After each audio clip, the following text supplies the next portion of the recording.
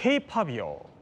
드디어 이 기록을 썼습니다. 무려 그래미 상을 거머쥔 거예요, 미국에서. 일단 영상부터 한번 볼까요?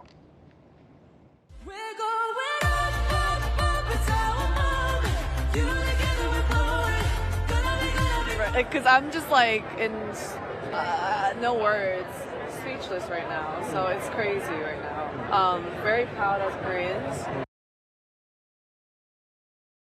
홍 기자님, 일단 이게 어마어마한 거죠. 대단해요. 어마어마한 거죠. 사실 비욘세도 사전 오기 만에 지난해야 올해 앨범 받았고 네. BTS는 21년, 22년, 23년 계속 3년 연속 후보만 올랐지 못 받았고 그런데 지금 K-팝 이 데몬 헌터스의 골든이라는 노래가 네. 드디어 상을 받았고 이걸 우리끼리만 호들갑 떠는 게 아니고요. 미국 현지 언론이 뉴욕 타임즈가 K-팝이 그동안 어떤 달성하지 못했던 허물지 못했던 장벽을 허무는 순간이다 이런 표현을 썼어요. 네. 그만큼 이제 대단한 순간인데 그리고 아까 화면 보셨지만 세상에 우리의 로제 아파트가 네 오프닝 네. 무대예요. 문을 열고 그리고 좀 있으니까 우리 또 이 K-팝 골든이 수상을 하는데 여기 이게 지금 작곡가들한테 주는 이 상이에요. 이게 베스트 송 리튼 포 비주얼 미디어. 여기 작곡가의 이재 씨도 들어가 있죠. 그러니까요. 페이 24 할 것 없이 다 한국인입니다.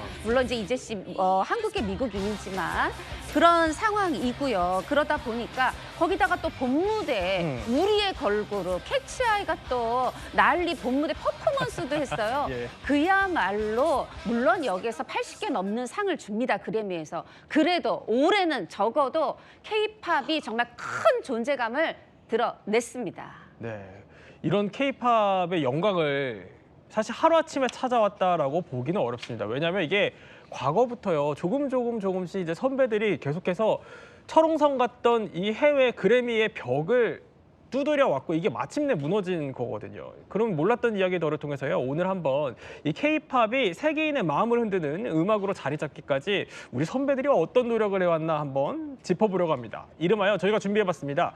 K-팝 지구 정복자들. 자, 첫 번째 누가 뜰까요? 보면은 미국 김 시스터즈가 떴는데 일단 영상으로 한번 확인해 볼까요?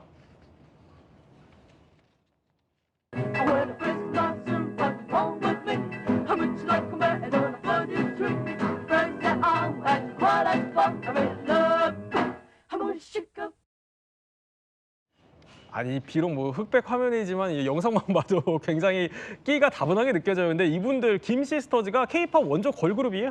현대적 의미의 최초의 한류를 미국에서 이끌어냈던 최초의 걸그룹이다 이렇게 얘기할 수 있는데 네. 1959년에 갔어요. 미국에는. 한국에서는 53년에 데뷔했지만 우리나라 이제 음악사에서 최초의 걸그룹 그러면은 1939년에 결성됐던 저고리 시스터즈가 있어요. 저고리? 네, 근데 거기에 바로 누가 있냐면 이 멤버들을 키워낸 또 이 이제 가운데 분이 숙자 씨고 오른쪽 분이 애자 씨고요. 왼쪽 분은 이난영 씨의 오빠 이범용 씨의 딸 이민자 씨인데 김 시스터즈가 되니까 김민기 씨로 이제 김민자 씨로 개명을 했어요. 이난영 씨가 그 목포의 눈물. 그렇죠. 목포의 눈물. 그분. 이제 바로 저고리 시스터즈에 사실은 그 이난영 씨가 있었어요. 그래요? 근데 그분이 이제 이렇게 이 자신의 딸 2명, 거기다가 오빠의 딸까지, 조카까지 해가지고 이렇게 김 시스터즈를 키웠는데 본인도 이난영과 이제 있을 만큼 불세출의 가수지만 그랬군요. 지금 뭐 예. SM의 이수만, 뭐 JYP의 뭐 박진영이 예. 아니 그 전에 이난영이라는 엄청난 프로듀서가 네. 이렇게 한국에서 만들어서 미국에 가서 실질적인 인기를 끄는 코리안 걸그룹을 만들었던 거예요. 코리안 걸그룹이다. 근데 이분들이요 무대에 서게 된 이유가 좀 굉장히 특별하다고 해요. 전쟁과 얽혀 있다고요. 한국 전쟁 6.25 때 김 시스터즈 집안은 아주 엄청난 타격을 입었습니다. 아 당시에. 예, 그 아버지이며 이제 과장이신 김혜성 씨가 납북이 됐고요. 납북돼서 실종이 됐습니다. 지금까지도 뭐 연락이 끊긴 상태이고요. 그리고 이제 그 집안이 다 이제 타가지고 폐허 위에 이제 그 집들이 있어서 집으로 들어갈 수도 없고 재산도 다 뺏기고 먹고 살 수 있는 길이 막막했는데 그 유일한 방법은 노래밖에 없었습니다. 그래서 그 딸들을 생계를 위해서 어린 딸들을 이렇게 동원할 수밖에 없었고 그때 숙자 씨가 제일 맏언니인 숙자 씨가 13살이었습니다. 그럼에도 불구하고 이제 그 어머니인 이난영 씨가 회초리까지 들면서 이렇게 아이들을 가르쳐서 미국 그 위문 공연을 다니기 시작했습니다. 그때부터. 네네, 그렇습니다. 그렇군요. 그때 이제 뭐 회초리까지 막 휘두르면서 얼마나 가슴이 아팠겠습니까? 그렇죠. 네, 그럼에도 불구하고 눈물의 회초리, 눈물의 회초리 통해서 출연료로 그 미팔군 무대에 섰을 때 네. 돈으로 이제 개런티를 받지 않고 네. 양주. 아, 양주로 받아 당시에. 위스키로 그 대신 받았답니다. 근데 사실 뭐 그때 당시에 화폐 가치가 별로 없을 거라는 생각이 들어요. 전쟁통이니까 네. 오히려 양주가 더 비싸지 않았나 이런 생각이 좀 들긴 합니다. 아, 네. 그런 안타까운 이야기가 이제 네, 숨어 네, 있었던 네. 건데 예, 예. 그런데 이게 1950년대 얘기잖아요. 네. 그때 생각을 해보면 아니 미국을 어떻게 갈 수 있을까 그것도 궁금하긴 한데 일단 미국으로 진출을 했다고 하니까 어떻게 하는 거예요? 그 1950년대면은 예. 미국 사람들이 한국에 가수가 있다는 것 자체를 알 수가 없던 시기였거든요. 네. 미국의 어떤 프로모터가 뭐 아시아에 누구 뭐 좋은 사람 있나 싶어서 일본 도쿄에 이제 왔던 겁니다. 근데 일본 도쿄에 주한 미군들이 휴가를 간 거예요. 아 그때? 그렇습니다. 그래서 거기서 프로모터를 우연히 만나가지고 한국에 지금 김시스터즈라는 가수가 있는데 대박이다라고 알려준 겁니다. 그 말을 듣고 미국 프로모터가 한국으로 와서 미군 부대 통해서 계약을 한 거예요. $500 주고 딱 계약을 했는데 문제는 그 당시에 한국인이 미국에 간다는 것 자체가 너무나 어려웠던 시기였다는 거죠. 직항 항공기도 없었고 직항도 없었군요. 예, 뭐 오키나와 경유해서 가야 됐고 거기다가 여권, 뭐 비자 이런 거 발급받는 것도 어려웠던 그런 시기였는데 이러한 사정을 전해 들은 이승만 대통령이 직접 허락해서 김시스터즈의 미국 진출이 가능했던 겁니다. 자 이렇게 어렵게 정말 너무 어렵게 10대 소녀들이 하루아침에 이제 낯선 미국 땅으로 가게 되는 거죠. 그런데 이 활동이 쉬울 리가 있겠습니까? 자 김시스터즈의 첫째 김숙자 선생님의 이야기 한번 들어볼까요? 영어가 짧아갖고 우리가 음식점에 들어가서 닭이 먹고 싶으면 이렇게 해서 닭이라 그러고 뭐고요 물고기 그 생선이 먹고 싶으면 이런 역사가 있어요. 여기서 연습을 하루에 8시간씩 하고 잠자고 밥 먹고 그게 우리 라이프였어요. 참 외롭고 한국이 그립고 어머니가 그립고 고통 많이 했어요. 근데 이것뿐만이 아닙니다. 그 김시스터즈가요. 미국 생활 그 초반 생각을 해보면은 야, 거의 뭐 피난길에 못지않은 고생했다 이렇게 전해지더라고요. 사실은 엄마 이난영 씨가 이제 4년 뒤에 미국에 오거든요. 4년 동안은 그냥 처음에 갈 땐 다 10대예요. 이 3명이서 이 고생을 해야 했던 거예요. 그리고 아버지는 또 당시에 이 한국 전쟁 중에 납북이 된 상황이었거든요. 그런 상황인데 갔는데 이 얘기를 들었다고 그래요. 미국은 신호등이라는 게 있는데 파란 신호등에 건너야 했는데 그게 빨간불이 파란불이 됐을 때 건너라가 아니라 빨간 건 안 되는구나. 계속 파란 신호등을 찾아다닌 거예요. 그러면서 뭐 2시간 이상 헤맨 적도 있고 굉장히 인기 끌어서 어디 초대가 됐는데 선신등을 줬는데 몰라가지고 마셨더니 비웃음을 당하기도 하고 그리고 사실 그때 어머니가 야 거기 그때 뭐 슈프림즈도 있고 앤드류 시스터즈도 있고 너무 걸그룹 많으니까 니네가 되려고 그러면은 지금 악기하고 계시잖아요. 악기 해야 돼. 그래서 1인당 10가지 이상씩 특히나 김숙자 씨는 혼자 13가지 악기를 하셨다 그래요. 이런 걸 하다 보니까 잠잘 시간도 없어요. 근데 그렇게 몸은 고단할 때 뭐가 필요한가요? 소울푸드 김치잖아요. 맞아요. 김치의 힘으로 버티는데 어디 김치가 흔하지 않죠. 없죠. 당시에. 그러다 보니까 맨날 배추가 보이기만 하면 사니까 너네 집에서 토끼 키우니? 이렇게 그래요? 얘기하는데 아니면은 배추 없으면 양배추라도 뭐 무라도 구해서 뭐 겉절이 깍두기 담아서 먹으면서 버텼다고 합니다. 저도 유학 생활했었지만 이 김치가 너무 그립거든요. 이게 얼마나 그리웠는지 당시에 이런 노래까지 불렀다고 해요. 한번 들어볼까요?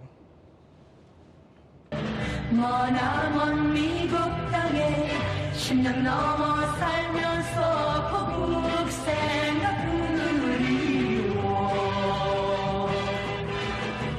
아침 저녁 식사 때면 런치에다 비우스테 맞췄다 자랑 줘도 우리나라 배추김치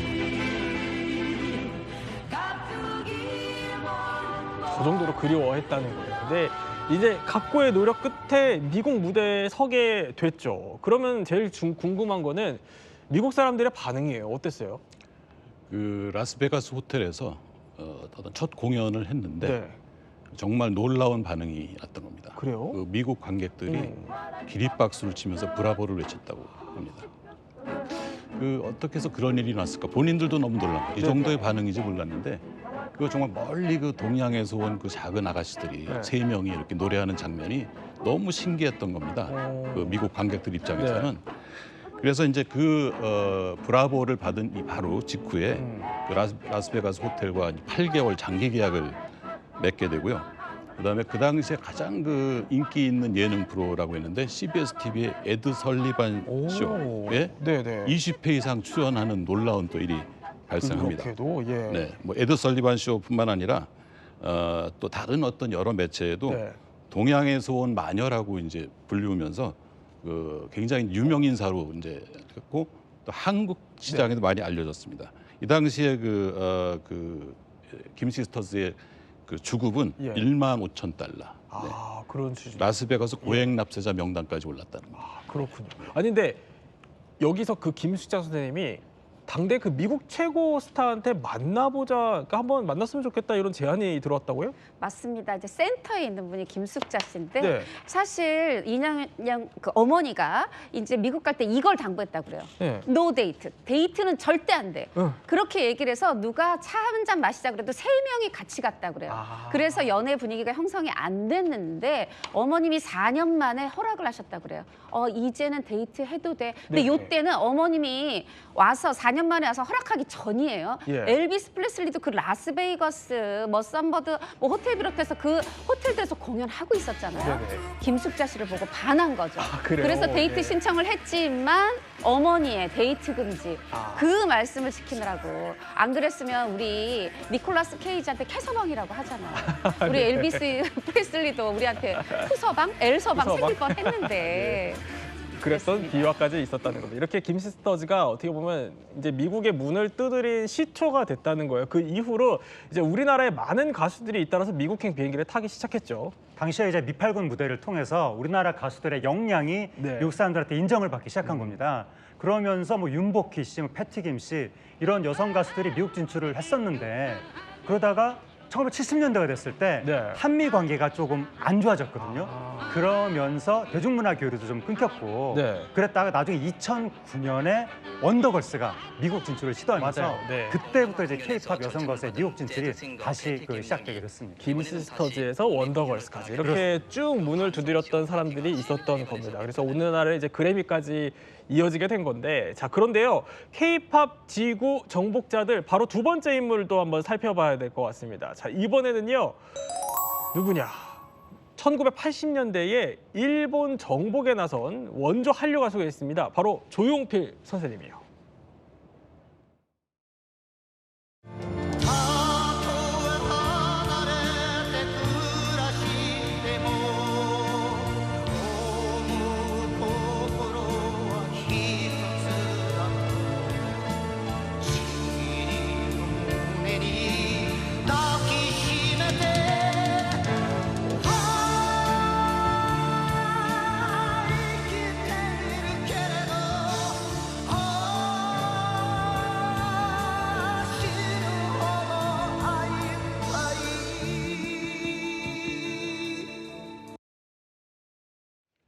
홍 기자님, 그런데 조용필 선생님의 일본 진출, 이건 모르시는 분들도 꽤 있을 것 같아요. 왜냐하면 한국에서 너무 잘 나갔고 뭐 예. 부족함이 없는, 예를 들면 어떤 가수는 한국에서 좀 자리를 못 잡아서 일본에 갔어요 이런 경우지만 그게 아니라 조용필 씨는 한국에서 너무 잘 나가는 그 인기가 일본까지 소문이 퍼져서 이제 일본에 가게 된 게 1982년이에요. 오. 근데 가서 이때 굉장히 정말 인기를 끌어서 네네. 그냥 뭐 인기 끈 게 아니고요. 그때 이제 가서 사실은 2년 정도 됐을 때 이미 일본에서 이 돌아와요 부산항해로 이 골든 디스크를 타요. 네. 또 그리고 나중에는 추억의 미아라는 걸 또 일본어 이 판을 내게 되는데 이것도 또 한 번 두 번째 골든 디스크를 타요. 그래요? 그리고 일본의 이제 연말마다 말하자면 딱 자정에서 넘어서 새해 맞이할 때 홍백 네. 가업전이라고 그해 맞아요. 가장 잘 나갔던 그 스타들이 이제 총출동하는 쇼가 있는데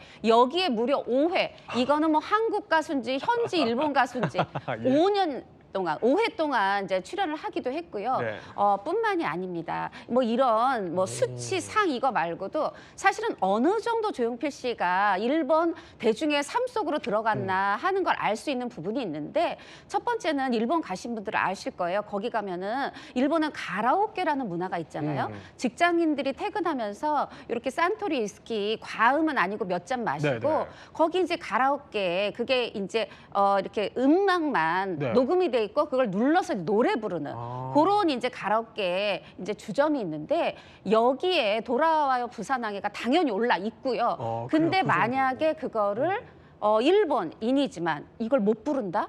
심지어 1절은 한국어로 부르고 2절은 일본어로 못 부른다? 그럼 요즘 유행 모르네. 뭐 이런 식. 정도로? 그리고 지금 네. 조용필이 올해 몇 월에 어디 뭐 오사카도 뭐 어디에서 공연에 이거 모른다? 그러면 대화에 끼지 마. 대화가 안 되네. 네. 정말 이럴 정도였다고 하고요. 그리고 그 차이표 씨 고모님이 일본 사시는데 그 고모님 표현이 조용필 씨의 인기는 산골의 할아버지도 안다. 일본 이렇게 산골의 얘기하셨다고 할아버지까지. 합니다. 자, 그 정도라는 건데 오늘 이제 홍성규 평론가님이 저희가 특별하게 모신 이유가 누구보다 조용필 선생님을 10여 년 넘게 이제 취재를 해서 거의 뭐 조용필 전문가다 이렇게 통하시더라고요. 예, 예. 특히 조용필 선생님하면 빼놓을 수 없는 게 그 가왕이라는 수식어인데 이걸 직접 붙여주신 거예요? 네네. 제가 처음에 이제 조용필 씨를 네. 만나서 인터뷰를 하면서 이때 같이 계신 거군요. 네네. 네네. 말씀하면 저기 나왔는데 네네. 그 선배 기자들이 최고의 가수, 뭐 탑싱어 이런 진부한 표현을 쓰더라고요. 그래서 좀 더 우리 조용필 씨한테 어울리는 표현 없을까 생각하다가 네. 노래의 왕이 아닌가, 가왕이다. 그래서 가왕 조용필 이렇게 쓰기 시작했는데 네. 다른 매체에서도 이제 받아쓰기 시작했고 어. 오늘날까지 이제 계속 아예 이제 가왕 조용필이라는 네. 뭐 고유명사화된 것 같아요. 어. 네네.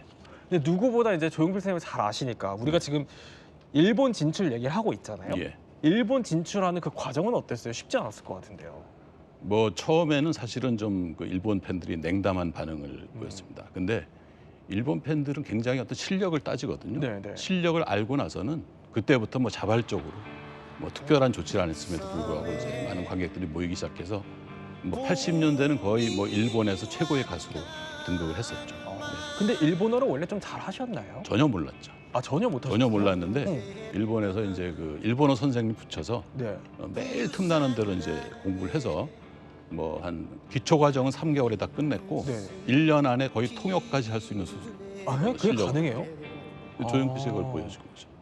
얼마나 연습을 했으면 그 정도에 달했을까 싶은데 그러니까 틈나는 대로, 틈나는 대로. 그래요. 근데 사실 말만 잘하는 것보다는 그 언어라는 게 노래를 하게 네. 되면은 그 억양도 미묘하게 좀 있잖아요. 예, 예, 이것까지 다 연습을 하시는 거예요?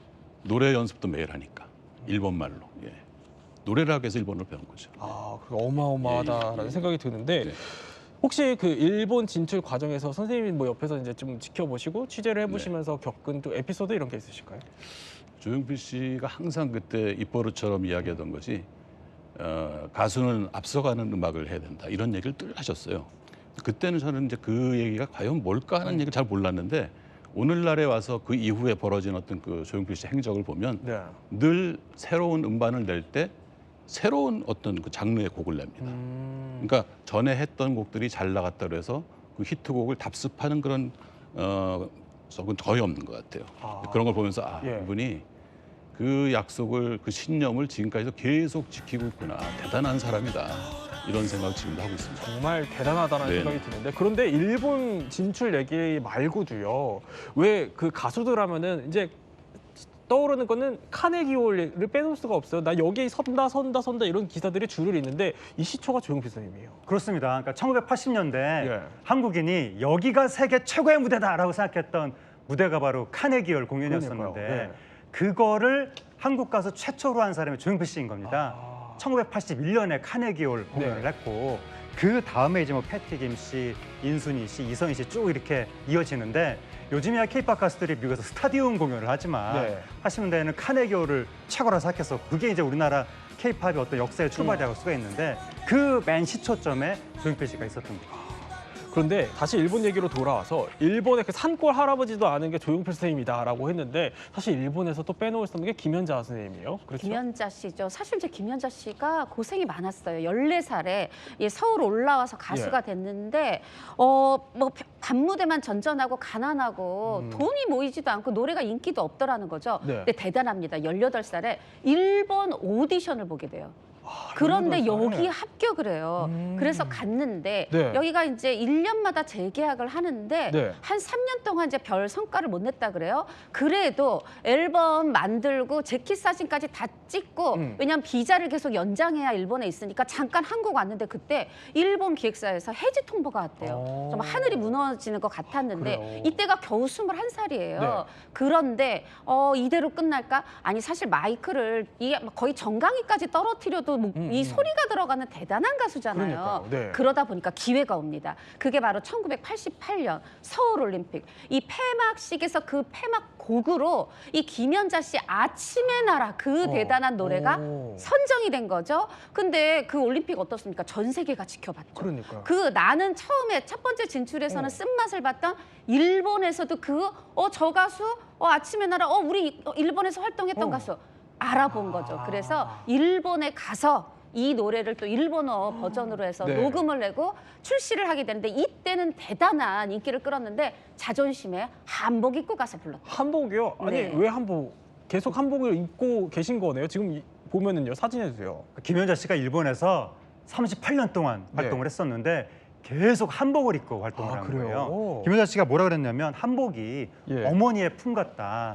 또 나를 지켜주는 한국인으로서의 정체성을 지켜주는 심리적 갑옷 같다. 그런 얘기를 했었는데 네. 김연자 씨가 1977년에 일본에서 데뷔 앨범 발매했을 때 그 자켓 사진에서도 한복을 입고 있었고 88년에 아침의 나라에서 일본 진출할 때도 한복 입고 갔고 89년에 홍백과 합전에 출연할 때도 한복을 입고 출연을 한 거예요. 이 모습이 일본에서 굉장히 화제가 됐고 또 일본 교포들한테도 상당히 위로를 줬던 일화였습니다. 자, 그런데 김연자 선생님을 좋아한 의외의 인물이 있어요. 영상으로 준비했습니다.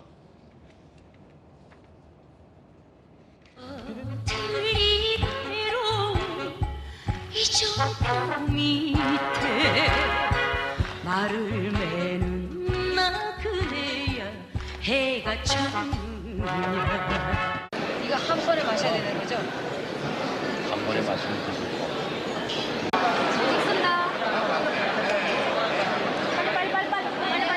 이쪽이 이제 제 노래예요. 무지개 다리 예. 가지 있어요. 나도 무지개 다리. 그것도 여기 있네요. 남한 가수로선 처음이었던 김 씨의 공연에 북측은 뜨겁게 반응했습니다. 아니 김정일이 김연자 선생님이 열렬한 팬이었어요. 네, 그래서 우리 한국 가수 중에서 평양 무대에 가장 먼저 섰던 가수가 김연자 씨가 된 건데 이때 안타깝게도 이 김정일이 평양에 없었어요. 함경북도에 있었습니다. 네. 전용 열차를 보내서 와서 함경북도까지 와서 노래를 부르게 했는데요. 이때 지금 입은 이 한복이요. 북한 디자이너가 북한 천으로 다 한 땀 한 땀 자수 나서 만든 한복이라고 하는데 이 가치가 한 3억에서 많게는 15억까지 평가된다고 그래요? 그래요. 네. 근데 사실 김연자 씨가 평상시 본인 옷도요. 3천만 원, 1억 이렇게 들여서 옷을 만들거든요. 네네. 그런 진심을 알아서인지 북한에서도 이런 대단한 옷도 만들어주고 가는 곳마다 국빈급 대우를 받았다고 합니다. 정말 자랑스럽다 이런 생각이 듭니다. 자, 그러면 세 번째 인물도 저희가 한번 살펴보도록 하죠. 세 번째는요, 바로 이제 중화권 얘기를 빼놓을 수 없습니다. 클론 H.O.T가 떴는데 일단 클론 얘기부터 해보면 홍 기자님, 네. 대만에서 상당히 귀빈 대접을 받았어요. 귀빈되죠. 왜냐하면은 대만에서 굉장히 인기를 끊었는데 나오기만 하면 시청률 1등이었다고 그래요. 그런데 시청률 1등이면 잡아야 되잖아요. 특히 연말에 새해 특집 해야 되는데 만들긴 만들었어요. 네. 그중에 국영TV가 기회를 잡았는데 어떻게 잡은 줄 아세요? 어떻게 해요?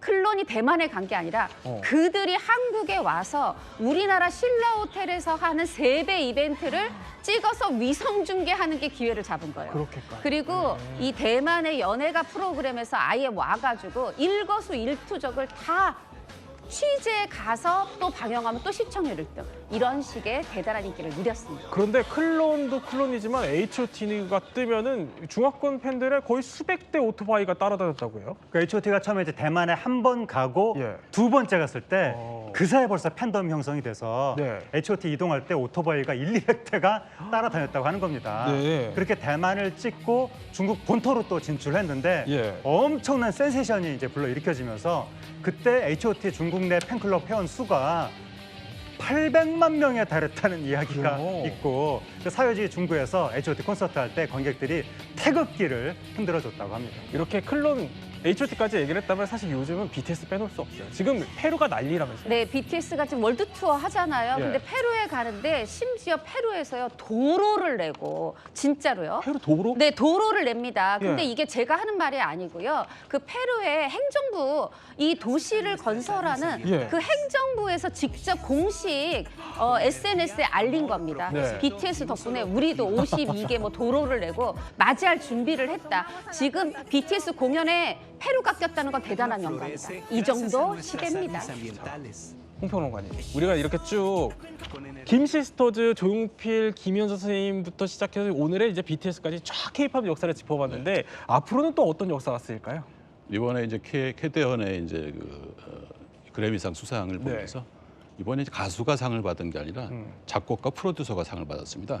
그런 부분들이 상당히 희망적이라는 생각이 듭니다. 사실 지금까지 K-팝 그러면 거의 어떤 퍼포먼스가 같다는 생각이 많이 들거든요. 네. 근데 진정한 음악 콘텐츠가 간다면 그 프로듀싱 팀이 간 것은 굉장히 의미 있는 일이다 이렇게 생각합니다. 네, 세 분과 함께 K-팝 해외 도전사 한번 살펴봤습니다. 저희는 60초 후에 뵙겠습니다.